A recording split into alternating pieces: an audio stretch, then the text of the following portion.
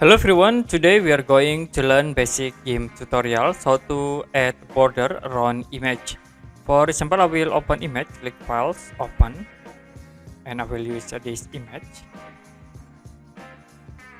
For the first we need to select all image. You can click here, select and click all.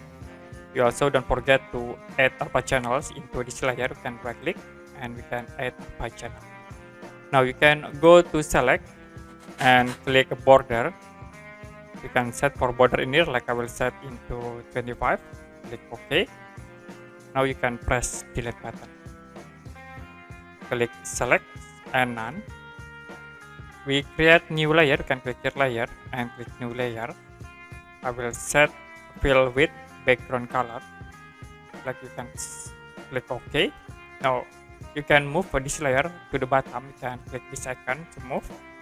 And then I will select this layer. You can change color, like I will set into blue, and you can use these tools to set into blue. Okay, that's it. So to add border around image in games. And if you have any question about this tutorial, you can comment below this video.